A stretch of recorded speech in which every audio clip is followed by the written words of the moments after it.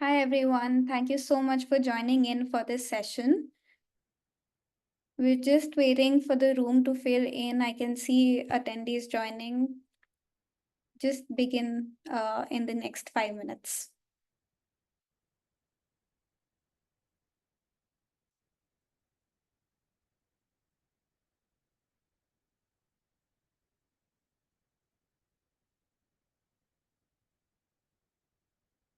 Hey everyone, thank you so much for joining in.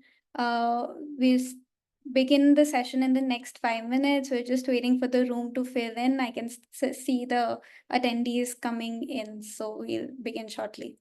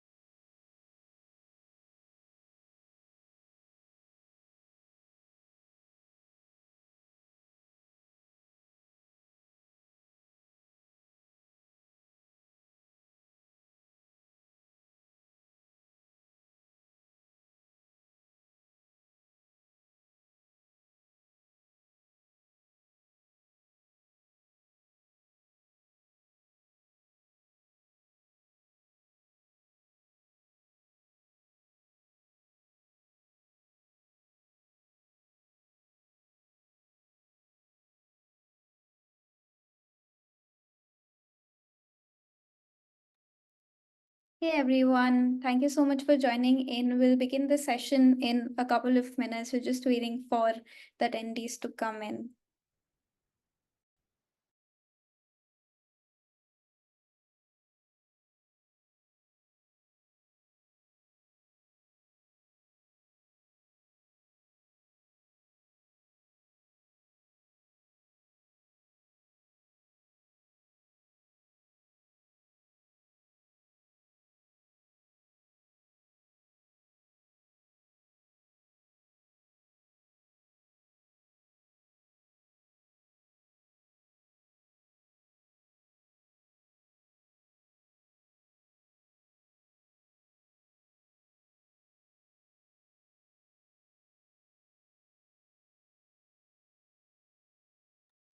Okay, awesome.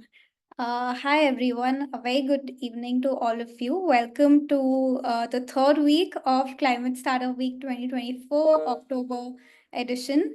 We're really excited for this session today called How Can We Decarbonize Concrete in a Rapidly Urbanizing World? I think it's the question of the hour, and we have some amazing speakers lined up today. I'd like to give a word of gratitude to RMI and Third Derivative, who's helped us put together this panel, and we'll be discussing some really interesting things in the urban context for India. I'd like to take a quick few minutes to introduce our amazing speakers for today. We have here from RMI Third Derivative, Lindsay, who is the Manager Building Sector Lead. And along with her, we have her colleague, Kelly, an associate of Climate Aligned Industries at RMI and Third Derivative. Um, we're super excited for this session, and without any further ado, I think we can dive right in. And Lindsay, over to you.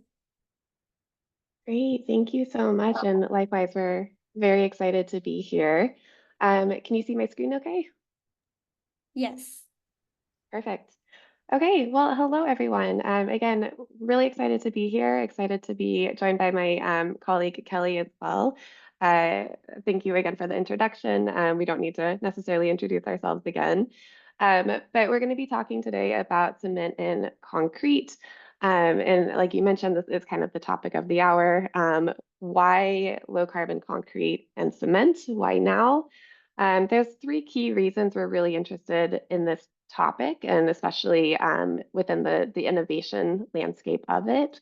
The first is that investment in cement and concrete startups can have a serious impact on the planet and on people, recognizing that cement and concrete are responsible for 8% of global annual greenhouse gas emissions. Second, there's a lot of market opportunity, and the market is huge and growing. Globally, about 4.2 billion tons of cement were produced in 2022. This is expected to grow by about 10 to 15% by 2050. Much of the demand will be growing in regions like in India and Africa and Southeast Asia. And third, even with lower carbon concrete being a more recent development, we're already seeing about 1% of the global cement market being made up by lower carbon options. So this is expected to also increase substantially with government policies, with consumer demand. Government and incumbents are investing in projects. They're supporting in de-risking and scaling and showing a major market signal for low carbon concrete. And finally, innovation is growing rapidly. So when we did an assessment of startups on the market, we saw at least 300 cement and concrete startups globally, and there's a lot of investment opportunity in the space as well. So just to give a really quick run of agenda, we're going to start with an overview of how cement and concrete is made today. We're going to look at what the global market looks like, as well as what the market in India is looking like, and then where market demand is coming from and how incumbents are responding to that. And then wrapping up with innovation opportunities in this space and the challenges and as well as the landscape for startups, particularly for innovation. So before we go too far, we wanted to kind of pause and set the foundation. What is concrete? In a very simplistic view of how concrete is made, essentially limestone is heated to form clinker, ground into a powder with some other ingredients to form cement, and then cement is mixed with water and aggregates like sand and gravel to form concrete. Cement itself is the glue that binds the aggregate together, and it's activated by water in a process called hydration. After the cement is made, it's either sold directly to consumers in the form of bagged cement, which they use to mix their own concrete on site. If you were to go to the store and buy cement, this is the format you would typically find it in. Other forms for concrete are precast, so like masonry units, blocks. You can also buy these from a store. Or in larger projects, you buy cement and it's shipped from ready mixed concrete facilities and those like rotating tumbler trucks, mixed where the cement is mixed with water aggregate and delivered to on site in like a pre-mixed form. So these are the different forms that we find concrete in. They all currently depend on cement as that binder. And I will note, even though the use of concrete is global, all of this typically occurs within a rather small geographic area. Concrete is a very localized product. And as we noted earlier, concrete is responsible for 8% of global annual greenhouse gas emissions. Most of these emissions come from clinker, which opens up a key opportunity for innovation to decarbonize the industry. So if we look at like a traditional ordinary Portland cement concrete mix, clinker makes up a small fraction of the total mix volume. It's usually around about 12% or so.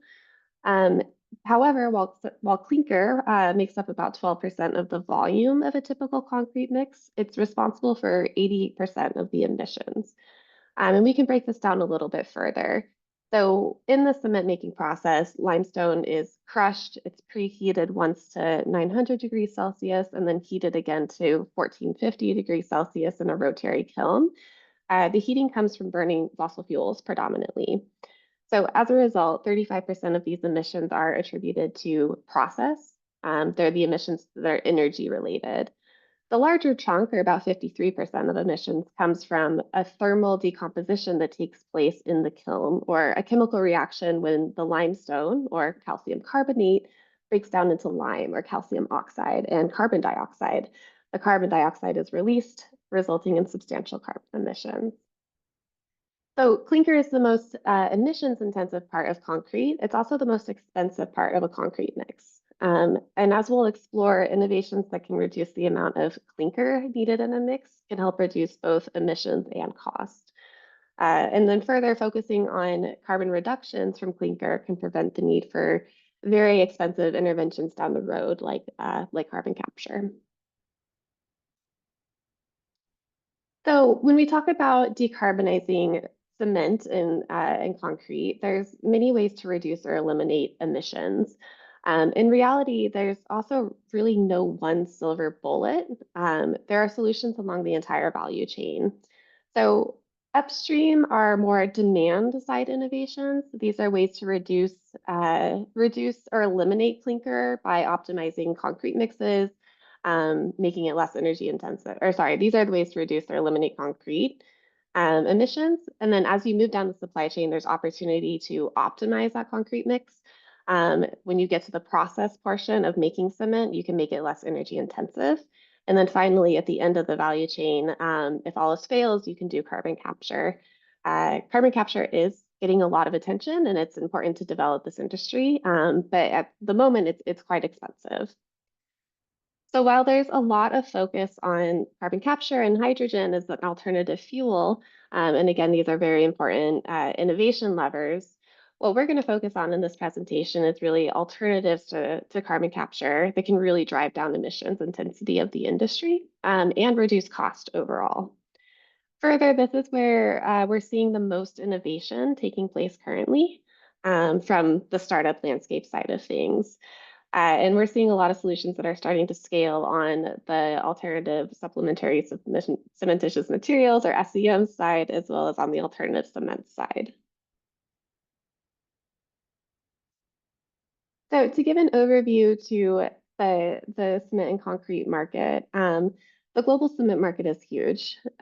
Global cement in 2020 was almost 4.2 billion tons in terms of cement that was produced.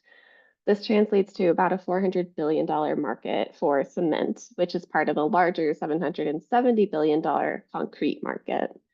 Because this market is so large and global, innovators that can carve out smaller regional footprints can actually take advantage of quite large total addressable markets, or TAMs.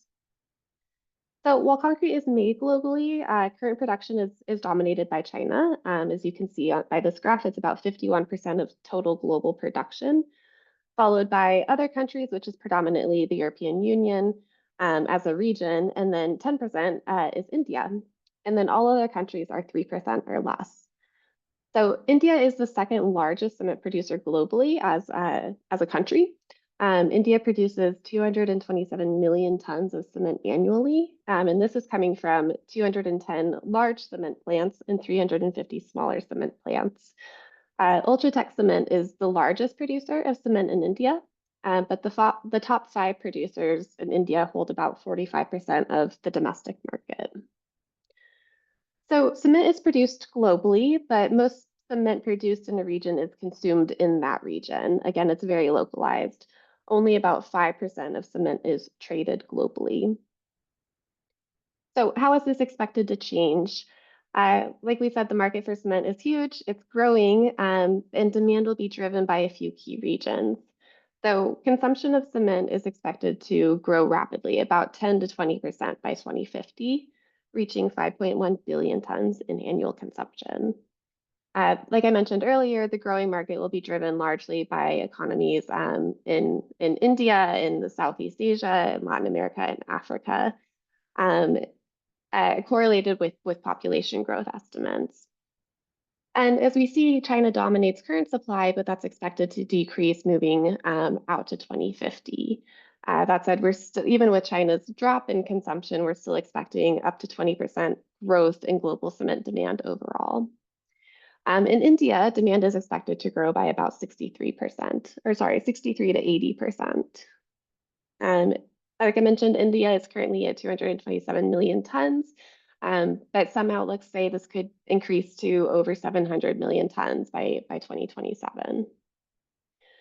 And then the market for lower carbon cement options. I mentioned in the intro, it's about 1% of the market globally currently, but this is expected to grow at an annual growth rate of 12.8% by about 2029, 2030. In terms of when we think about decarbonizing the concrete and cement industry, we need to know who the players are and what the process is along the value chain. And the reality is, it's a very fragmented value chain. So across this value chain, there are a lot of different players. And again, all of these are typically within a smaller geographic radius, usually situated between the raw material source on one side and then the site on the final side is the key demand market. So on the raw material side, raw materials come from quarries or mines, from industrial waste streams, and from manufacturing facilities.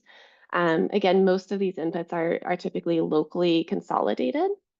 That's because the cement or the materials that go to make cement and concrete are rather heavy. And so the further you have to ship them, the more costly it is. And so it's typically within a small geographic radius to cut down on cost.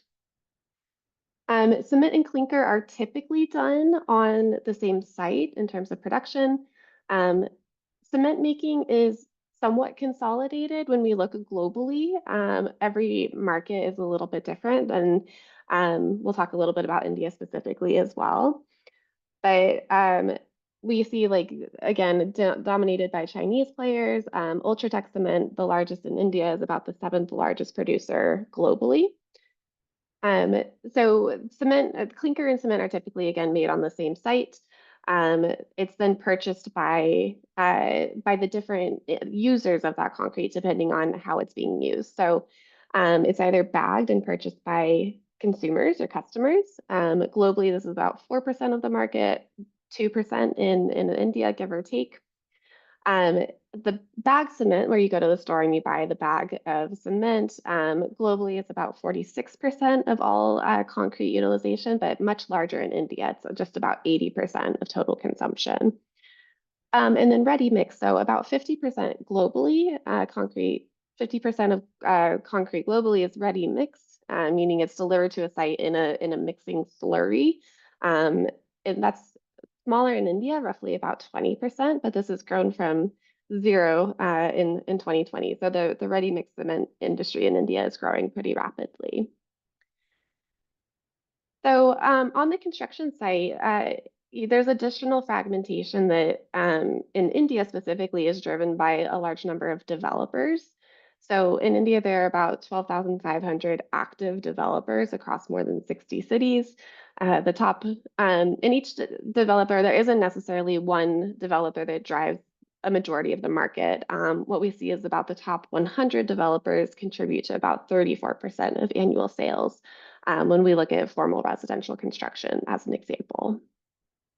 So just to recap this, there's different players along the value chain, and there's a lot of fragmentation along the value chain. When you get to larger companies like the one shown here, many are vertically integrated, which helps cut down on cost by the numbers of players needed. And again, the utilization of concrete and the key players varies a bit by geography as well.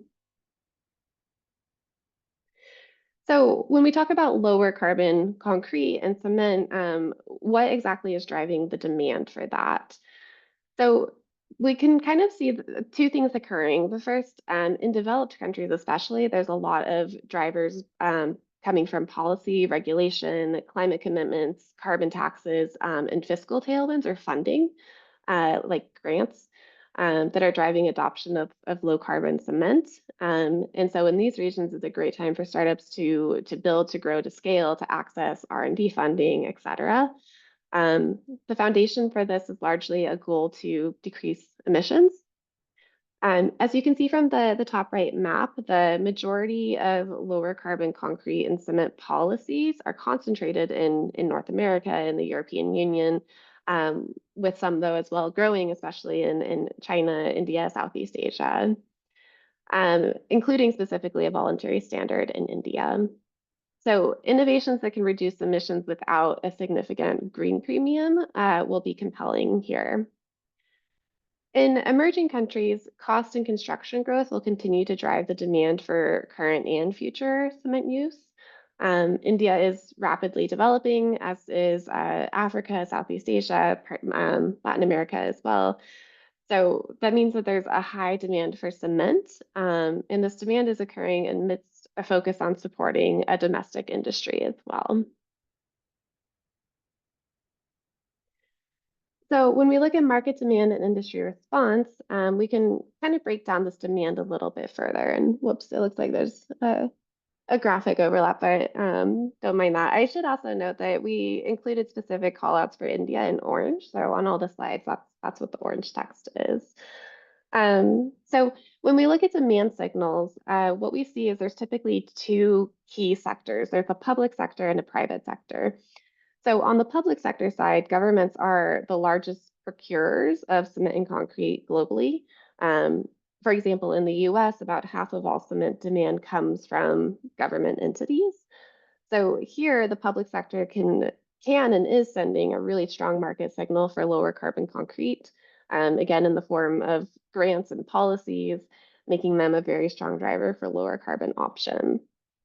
There's some public sector drivers in India as well that we highlighted here. So this includes policies like the Perform Achieve Trade Scheme and Energy Conservation Amendment Bill for reducing specific energy consumption in India's energy intensive industries. And this incentivizes suppliers to offer energy efficient products. The other policy driver or public side driver we saw was through like the Global Housing Technology Challenge, which really showcased and implemented lower carbon, lower cost construction, including low carbon concrete. On the private sector side, so this is a lot more fragmented, and this is the consumers across like the architecture industry, engineering and construction industries. So this includes architects, engineers, developers, general contractors, concrete suppliers, et cetera. And even with it being much more fragmented, we're still seeing a pretty strong market signal. So, for example, in the US, there's commitments like the AIA 2030 commitment, the SE 2050 commitment. Both of these are for architects and engineers, and they require firms to use and report on lower carbon emissions for building for both embodied carbon and operational carbon. We highlighted these because a lot of these firms work globally as well. On the corporate side of things, there's initiatives like the First Movers Coalition, which is driving a lower carbon concrete procurement commitment for large corporations. And then in India, private sector drivers are coming from things like the GRIHA, LEED, India's Green Building Council, and the EDGE standard. And then beyond this, there's some cement companies that have created commitments to lower emissions, like Dalmia, who has pledged to be carbon neutral by 2040, or Ultratech Cement, which has implemented an internal carbon tax. And again, sorry for the graphic issue here. We'll clean this up before the slides are shared. So focusing specifically on India for a minute, what we can see is that India has already made significant progress in reducing emissions. They've reduced emissions about 36% between 1996 and about 2019. And much of this has been due to a switch in the cement kiln process from a wet kiln to a dry kiln, as well as modernization for energy efficiency. And then cement plants are also investing in advanced technologies and equipment. So as a result, India's cement plants are already more thermally and electrically efficient than cement plants in the US. That said, the coal is a major fuel stock for cement production in India. There's a lot of kind of internal availability of that, so something to be considered. So what can India do to further drive down emissions? So One is transitioning to ready mixed concrete. This is underway. As we mentioned, we've already seen an increase in ready mix as a market share from 0% to about 20% since 2020 or since 2000. So this is an opportunity to optimize a concrete mix and enables more efficient cement use. Also taking advantage of available supplementary cementitious materials or SCMs. Again, with coal being the availability of coal in India, there's also an abundance of coal fly ash from those coal plants, which can be used to reduce cost. It can also reduce the carbon intensity of a concrete mix. And then I won't talk through all of these because Kelly's going to dive into the technical side a little bit more, but just some high level opportunities are use of alternative fuels, further modernization or energy efficiency improvements in plants, automation and digitization, and then pollution reduction approaches like bag filters or flue gas desulfurization. So talking through kind of headwinds and tailwinds in the investment or startup space, this is like things that are propelling an innovation forward or things that are pushing against that innovation's growth. And so headwinds, things pushing against the innovation's growth. A lot of these we've already brought up already, but to summarize, a key one is the risk aversion within the industry. A lot of cement, concrete, and architecture industries are very risk averse to any risk, essentially, on cost, on schedule, on life safety.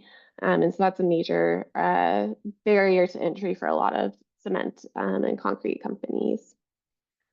Also, we talked about cost. The cement industry is a very high CapEx and OpEx industry, and it succeeds even on very, very small margins. So this contributes to the hesitancy to try new things if the financial return and confidence isn't absolutely certain. And for innovators, it can be slow and expensive to get testing on their products done, especially for key certifications and code compliance. And we've talked through fragmentation in the industry that can make quite a challenge as well as locality. So on the ready mix point specifically, in India, we saw 40% of concrete is mixed by hand. It's using bagged cement. And what this means is that cement mixers are probably using a lot more, or concrete mixers are using a lot more cement than they actually need for the structural requirements of the application, which is driving up unnecessary emissions. So expanding the ready mix concrete industry can really help reduce emissions there. And then just wrapping up for me on the tailwind side, so things that are propelling the growth of innovation. While this is also a headwind, it's a tailwind too. Like there is a lot of interest from industry and architecture, engineering and construction companies to pilot and test new options, as well as a drive to reduce the carbon impact of construction. The federal investment. So there's a lot of federal investment happening globally in concrete and cement. In India specifically, India's government has about a $9.6 billion budget for social housing, which a lot of construction is concrete based. So somewhat indirectly goes to concrete in that way and can be used as a lever for innovation. And then finally, just locality. So again, bulk cement or ready mixed concrete is growing and can continue to grow in the market. So this opens the locality piece to a headwind. It opens up opportunities for lower carbon alternatives within a specific region, and especially if they're also lower cost. So with that, I'm going to pass over to Kelly to talk through the competitive landscape as well as the technologies that we're particularly interested in. Awesome. And I can actually try to share my screen so then I can do the clicking as well faster. Let me see if that works. Okay. There we go. Are you able to see my screen? Yes, that's good. Perfect. Okay, so I'll talk about the competitive landscape and investment activity and dive more into the innovations themselves and highlight a bit of the technical details, as well as what makes some of them very exciting for the cement and concrete market. So the baseline that all new innovations are going to be compared to is the cement that is used today, which is already evaluated for its availability, cost, and performance. Performance includes multiple factors that construction stakeholders are very familiar with, including workability, durability, compressive strength, and set time and schedule. The durability and compressive strength are properties of the concrete itself once it has set to perform, but the workability, set time, and schedule are important during the construction process. New innovators will need to meet the same criteria or exceed on performance, but be much lower in carbon emissions as well. So industry incumbents or cement producers have recognized the need for low carbon concrete in response to policy and market signals and are implementing their own changes. For example, Dalmia Cement has pledged to be net zero by 2040 and is currently piloting an electric arc calciner at a cement plant to replace conventional fuel-based calcining. Moreover, Ultratech Cement is constructing a pilot of an electric kiln. In India, a clear demand signal is coming from the Indian government as well in the form of a new comprehensive LC3 standard launched in 2023. LC3 stands for limestone calcined clay cement, which is a cement with a lower content of clinker and higher content of calcined clay and limestone. So the standard provides guidelines on how to manufacture and use LC3. LC3 is also not a new material to India. Since 2014, it has been used in 25 applications, including this demonstration house made fully of LC3. However, even given what incumbents and the government are looking at doing for low carbon cement and concrete, there is still a lot of room for startup innovation. We are seeing over 200 startups even within our scope that Lindsay discussed earlier, and we'll need these startups to get to fully net zero on concrete with solutions like the ones proposed earlier and going only halfway. So we broke up these startups into a few categories with innovations focused on cement and concrete. On the cement side, we were looking at reducing the total amount of clinker in a mix through the use of supplementary cementitious materials, or SCMs. These are products that can partially replace clinker in a concrete mix. Addressing both cement and concrete are alternative cements and concretes. These are products that can fully replace clinker in a concrete mix. And on the concrete side are optimization measures. This is a broad category, but includes things that can improve concrete, either through improved performance or transforming it into a carbon storing material. These are the three buckets we explored in this thesis. We'll do deep dives on a couple in each of these categories, largely focused on those innovations that are growing in use or are more novel. As noted, there are a lot of startups in this space, and this is by no means comprehensive, but a more illustrative map. We're going to dive into some of these in more detail, but there's a lot of opportunity with more mature technology, as well as a lot of opportunity with emerging technologies. So to dive into the technology and innovations and the three bucket areas we explored, there are the 7 we did deep dives on, given that they're compelling for various reasons. We're going to talk about a few of these that may be the most relevant for India's context, but also that we believe have a global chance to succeed.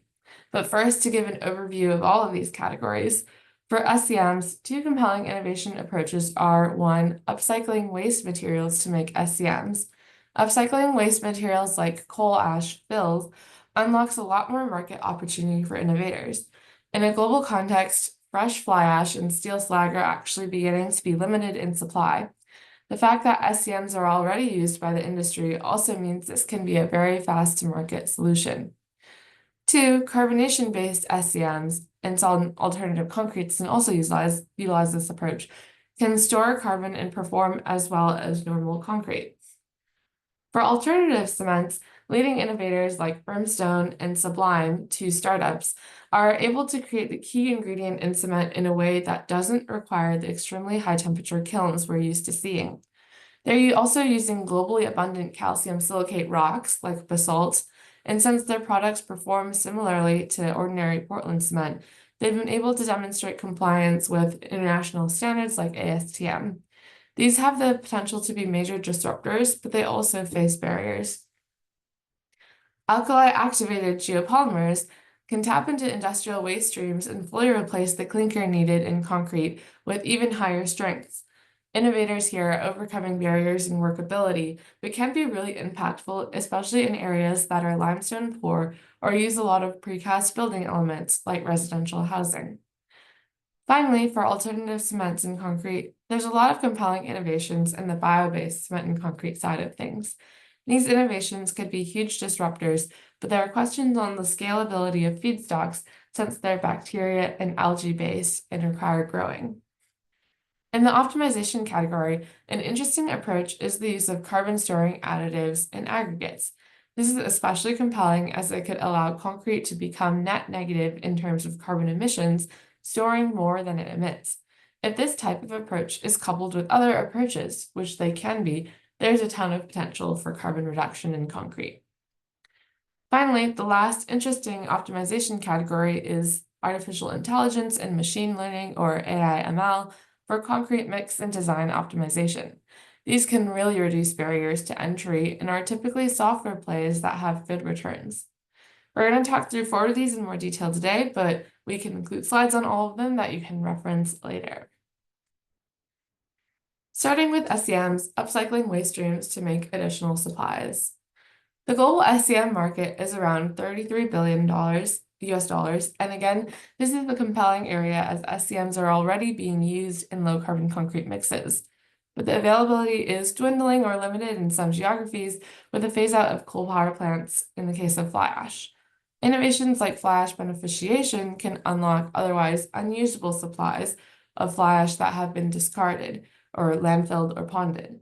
These reserves haven't been used already because they're pretty dirty and that they're quite contaminated with heavy metals. However, low-frequency mechanical fracturing and sifting can separate out the fly ash from the contaminated metals, unlocking new SCM availability. This is a similar case for steel slag, but in this case, innovators are using electricity-powered crushers to extract additional steel out of the slag, which produces higher quality fines or material for supplementary cementitious materials. For mining tailings beneficiation, innovators like NVCore, which we'll talk through, are using low-temperature chemical activation and milling to activate mine tailings, producing a reactive SCM. Spotlighting NVCore as an example, we wanted to highlight them because they're one of the most versatile startups in this space in that they can use a huge range of waste inputs from mine tailings to building demolition. For things like fly ash and slag beneficiation, those are focused on one waste stream. Since SCMs are already used and incorporated into code standards, NVCore will likely face less barriers to entry and are working on international ASTM certification as well. They're building their first commercial plant with a 200,000 ton per year capacity to start. So turning to the next deep dive, we'll be looking at calcium silicate alternative cements. For alternative cements, we wanted to dive a bit more into tech that can create a cementitious material without the heat needed by traditional clinker kilns. Well-known startups here are Brimstone and Sublime. In traditional cement kilns, you rely on high temperatures to thermally decompose the limestone, releasing the carbon and leaving calcium oxide. Further high-intensity heat binds the key constituents into clinker. Here, instead, calcium silicate rocks are crushed and undergo electrochemical reactions that dissolve the calcium and leave a reactive silicate, creating separated calcium and reactive silicates. An interesting note is that this technology could have been developed a while ago, but electricity is a key factor. Cheaper renewable energy entering the grid is key to enabling this technology. We wanted to highlight Brimstone here because aside from compelling technology and strong IP, they've also hit 2 major milestones. They've achieved the standard certification guaranteeing performances similar to ordinary Portland cement used today, which is a first for alternative cements. Brimstone's process leaches calcium out of calcium silicate rocks, calcining it to regenerate the leaching agent in producing cement. This process leaves behind fly ash grade amorphous silica and magnesium hydroxide as a waste product, which also passively absorbs carbon dioxide, creating 2 potential alternative revenue streams from fly ash and carbon capture. In this process, Brimstone is significantly cutting emissions both by eliminating the kiln as well as eliminating the carbon emissions that occur from the chemical reaction we shared earlier. As mentioned, the material used is abundant. Some challenges to scalability they may face are that they don't require atypical equipment, but do require additional steps in the process. And cost is also an additional challenge, thinking back to the performance things that the current cement needs to meet. So Brimstone is targeting to be cost competitive with ordinary Portland cement, but early in development, they were seeing costs quite a bit higher. So the key is really innovating with economies of scale, and scale will be critical for the success of the startup moving forward. Given that it takes 2 to 3 years to build a commercial plant, this will still be a time of development for the startup. So a third deep dive that we thought would be interesting to highlight are alkali-activated and geopolymer alternative cements. This is another cement and concrete innovation that can completely replace clinker and concrete, but it can also use waste streams and make stronger concrete. So alkali-activated and geopolymer alternative cements are not a new technology by any means, which gives them a leg up in terms of supply chain material availability and construction familiarity, as they have been around for a while and used in high-performance, high-strength applications. I refer to specifically fly ash and slag-based alkali concretes, which are made by reacting the industrial waste of fly ash and steel slag with chemical admixtures and a strong chemical base. This process can avoid most of the typical cement emissions because it is done at room temperature at 20 degrees Celsius and does not involve the thermal decomposition of limestone. There's also innovation in this space, specifically in the use of alternative waste streams to fly ash and slag, like bioash and mine waste, previously untapped waste streams. The technology readiness level for these waste stream geopolymer and alkali-activated concretes is earlier for the alternative waste streams, but there's a lot of promise in using these newly available materials, with biochar, for example, having the potential to go to 100% emissions reduction or a zero carbon concrete. Alkali-activated and geopolymer alternative concretes are attractive because they're not a completely foreign technology, have potentially large raw material supplies, and can have a reduced cost compared to concrete when done at scale. The main challenge is the workability, in which the concrete is not water-based, but rather chemical-based, meaning it is best suited for precast environments, which in turn are fit for residential heavy concrete demand. Here we spotlight a startup called Theseus Development based in Ghana, working to create a strong geopolymer concrete block from quarry waste and commodity chemical. They are well positioned market-wise, as Ghana has a huge housing deficit and concrete blocks make for a great residential housing building material. At scale, their concrete could cost 25% less than typical building blocks. Moreover, a regional setup of plants could be developed, each situated near a waste stream like quarries or coal or steel plants in the industrializing economy, and also satisfying local housing demand. The manufacturing needs are not incredibly complex, and smaller scale trials can be done to test the product with local materials in demand markets, as Theseus has done. And last, looking at an optimization approach, we wanted to dive into AI ML software that can reduce material usage in concrete mixes while maintaining strength and performance. Emerging software technologies like artificial intelligence and machine learning are able to optimize concrete mixes more than they have been optimized in the past, using materials data and performance data to determine the lowest cost and lowest carbon recipes for concrete. Though these technologies are optimizing technologies and thus can only reduce emissions up to around 30%, they do have a low capex and a fast implementation timeline compared to other material solutions. So these innovations could make a difference in emissions in concrete early on. We deep dived into AI Crete, one startup developing software for AI optimization of concrete mixes. AI Crete stands out because they have completed 14 proof of concept projects with demonstrated reductions in CO2. They're also expanding to an app platform to help with accessibility and uptake of their software. Their main customers are ready mix companies who are looking to become smarter about their mix designs, both on a cost and emissions perspective. So the important things that AIcrete does well are get the software easily integrated into the plant and into plant operators' hands, and to have proven their model works to reduce emissions while creating concrete mixes that stay strong and durable. And notably, this technology is also very scalable across geographies, given the software nature. So I've talked about 4 different interesting segments of innovation, and want to move on now to the last part of our talk, which is investment landscape, opportunities, and key takeaways. So it's clear that not only our team is interested in this topic, but a lot of people are investing into these companies. Cement and concrete innovators have raised at least $1 billion in funding in US dollars just in our focus categories. As you can see on the right, investment is spread across categories. Much of this investment is non-dilutive from public funding in the form of grants, which is good as it can accelerate progress and de-risk investment and adoption, but means less investment overall has come from VC. In fact, in 2020, cement and concrete innovation was about 1% of VC deployed to clean tech solutions. However, investment is growing.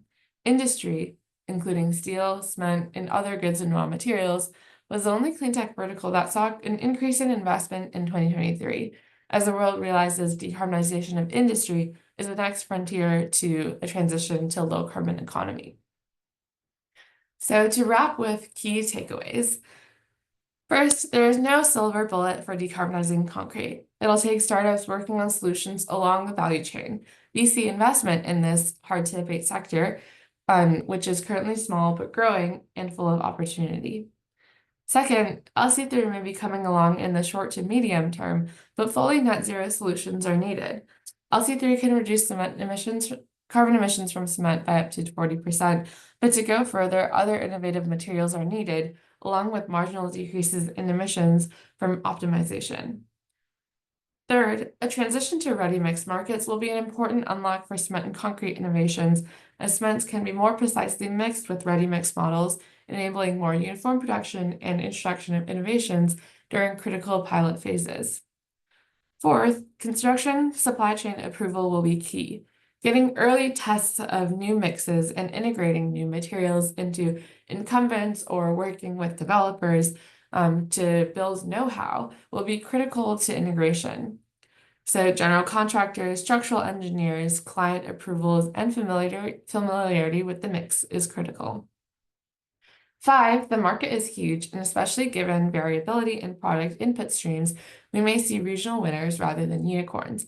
Innovations in this space will face longer scale-up times given testing requirements, supply chain acceptance, and high capital expenditure facilities. Startups need to be clear on the sourcing of their materials and their path to scale. Long horizon investments are critical. 6, solutions that are at cost or lower or even with a small premium will have a leg up. Margins in the concrete and cement industries are low, around 10% on average. Some consumers are potentially willing to pay a green premium for low carbon concrete, but many are not. Technology that is lower cost will have a significant advantage in scalability. Further, geographies with the most demand growth are typically the areas with less willingness to pay. 7, disruptors versus integrators will need both. That said, disruptors startups will likely face more barriers but have bigger impacts, such as some of the completely alternative cements and concretes. Integrators, such as SCM innovators, may face less barriers but may have potentially smaller impact, seeing that partial reduction in carbon emissions versus a fully net zero concrete mix. And with that, I will end our presentation by actually announcing another initiative that Third Derivative and RMI are working on industrial innovation cohorts. So we're launching an accelerator that is 18 months and starting in March of next year to focus on industry specific innovation. And these are in the industries of steel, chemicals, and cement and concrete specifically. And we'll be gathering support systems and an ecosystem for these industrial sectors as well to help support startups and accelerate their solutions. And the scope is global, so we welcome any India-based cement and concrete startups or chemicals and steel startups to apply. And the applications are open until October 26th. And you can contact the manager on this project, Anna Sophia, or reach out to Lindsay or I, or check it out on the Third Derivative website. But we're really excited about this, I guess, next accelerator, and also hope that the information today has been helpful for getting a little deeper into what cement and concrete innovation is going on at the moment. Yeah, thank you, and happy to take questions now. Thanks, Kelly. And I just put a link to the Industrial Innovations Cohort overview on the Third Derivative website into the chat. So if you are interested, definitely take a look there. And like Kelly said, we are sourcing the most promising startups in the space right now. So if you know of anyone we should talk to, feel free to send them our way as well.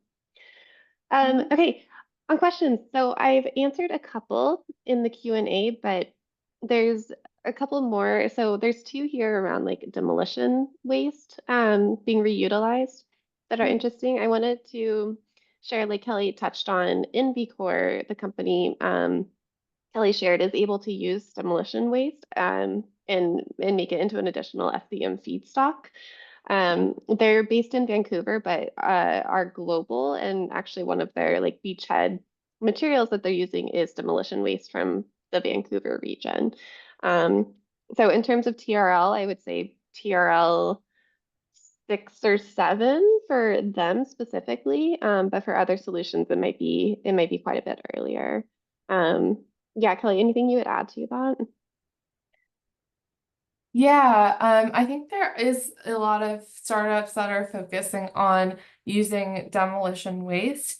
So there's basically startups that can take the waste, like the concrete, and then turn it into just the aggregate part, which is just the rock portion of the new concrete.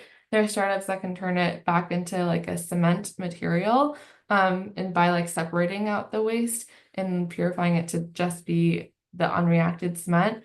And there are startups that are taking that waste and putting it through a steel making process to turn it back into clinker, the actual raw material for cement and concrete. So I think there's a lot of innovation in the space. The key is figuring out what they're using the waste for and at what point in the concrete making process that waste is being reintroduced. And I think one of the big challenges is the waste is of varying quality across different demolition sites. And you really have to have a robust network of like separators or other waste processing companies, which are something separate from cement and concrete startups, that are willing to sort out that waste and, for example, sort the steel from the concrete, sort the plastic and the plasterboard from the concrete. So if you have that in place for a specific waste site or a couple of waste sites, then you'll be able to use demo waste more easily. And then again, it just depends on what the startup is proposing and what in terms of at which point it goes back into the concrete making process. And the case studies, I would suggest, I can put a list of startups, and I bet if Lindsay wants to take the next question, I can drop some in. Yeah, sounds good. I think the other thing I would add there, Shruti, to your question around like, are there case studies on material banks in a sense? The one example I do know of is from San Francisco, where they were creating a material reuse, I guess bank is the word, where second life materials could be then reutilized. But Kelly might also have some other examples that can be shared. Yeah, thanks, Kelly. Rishi, your question on what are the challenges specific to Indian cement companies in achieving their net zero goals? They seem to have small projects underway, but I'd imagine that net zero initiatives need to be ramped up. Yeah, absolutely spot on. And I think the challenges to Indian cement companies are also those being faced by cement companies globally. Some of the challenges we talked through were like the very high capex needed to make upgrades to their facilities in terms of like efficiency upgrades or introducing new technologies. The fact that they need to operate in such a like a local region kind of can limit opportunities sometimes for SCM availability. It can also open up opportunity for alternative SCMs or even alternative cements. But yeah, challenges are largely capital. I think a lot of cement companies globally are kind of putting a lot of faith in carbon capture, which is absolutely like going to be a critical technology. At the moment, though, it's early stage, it's very expensive. And so I think the question we have is how can we decarbonize this to the point where less carbon capture would be needed, and so it's less cost intensive. But yeah, I'll pause there. Kelly, anything you would add to that? Challenges specific to the Indian cement companies. Yeah, I think that there is such like a high demand for cement production to satisfy like infrastructure build out that in some cases this demand is maybe like meeting that demand might be a priority over meeting that demand in like a low carbon way, which is more difficult, time intensive, and costly. So I think that might be like a competing priority. But yeah, I think there's the other part is probably just testing of these new innovations. I think like, for example, because the CapEx of like building a new type of cement plant is so high that there really has to be a trust in these solutions. And some of the solutions are earlier in technology readiness level, like the recycling concrete. There's like some of them are just like getting started in terms of getting out of the lab. So it seems like there is a potential for that big CapEx investment versus like the earlier TRL of some of these solutions. It could be a bit of a maybe like waiting game or investment game to see which ones are bet on. But I do think that is progress being made with like SCMs being included in cement. I think I'm seeing some information about some cement companies are including like fly ash and steel slag in their materials. So I think that is something that in the short term, companies could look more into. Yeah. Yeah, absolutely. Yeah, and this one builds off of that too. Shraddha, if I'm saying your name correctly, um, since there are so many local players in India in the construction segment, your question is, should the plan be for at the country level to increase adoption of the green materials?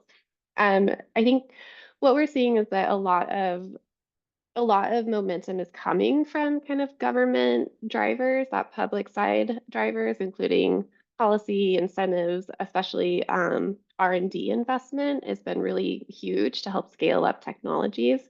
Um, Given how capital intensive it is, especially for concrete and cement startups specifically, like you need a lot of capital, you need a lot of time to test materials, to test iterations. To scale up, the facilities themselves are very expensive. So having federal funding is very helpful in terms of increasing the acceleration of that progress. So there's a lot of opportunities that the federal / country level governments can play in help driving a lower carbon market.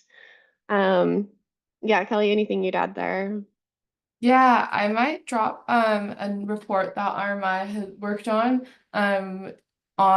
green public procurement, which is again another government action.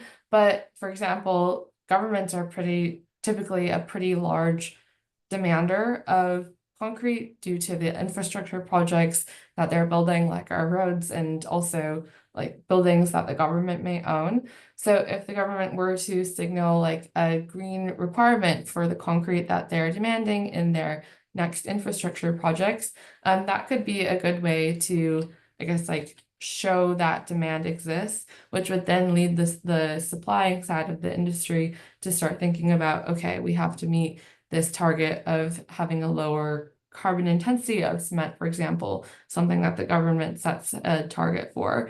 And then that could catalyze some of the I guess, adoption of green materials. So I'll actually drop a link of a report that RMI did with the RMI India team on this as a green public procurement as a potential motivator for adoption of green materials. Perfect.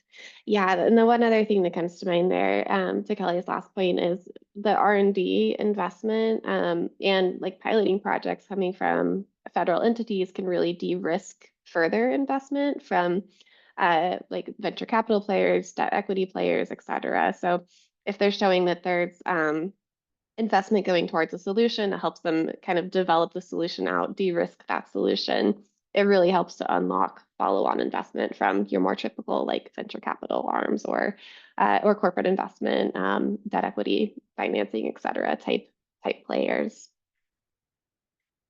Okay, I think those are the questions. Feel free to put any additional questions in the Q&A. I know we only have I think I about see 2 two minutes more. left. Do Yeah, we go talk for about it. limestone and AI Crete, or happy to Go ahead. chat on it really quickly? Okay. Yeah. So AI Crete, basically what they do is they have a database of like other concrete mixes they've like tested, or like they have other concrete mixes that also have performance data, so we know like performs in the field.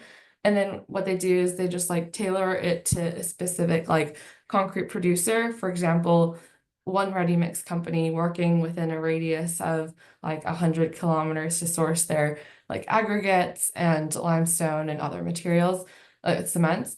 So then they like look at the locally available materials, and then using their database and the AI trained model of a much larger portion of concrete mixes, they can actually start like helping to predict the performance of the specific ready mix concrete producers mixes, and providing suggestions on how to improve performance while reducing cost or CO2 emissions. For example, they can say, oh, the aggregate that you have is good enough that we can have a little less cement in this concrete while still maintaining performance. And with that like suggestion, they can actually reduce the cost and reduce the emissions of that concrete that producer is making. So they have like global database, and then they like tailor it to the local concrete producer, if that helps. And then on the limestone side, Follow restoring. up. Sorry, Kelly. Oh yeah, go ahead. Yeah. Follow up go. on that. So they're like very tailored to ready mix though concrete, right? At the moment, AI Crete. Yeah, so I think a lot of these optimization mixes can happen mostly with like a large concrete producer.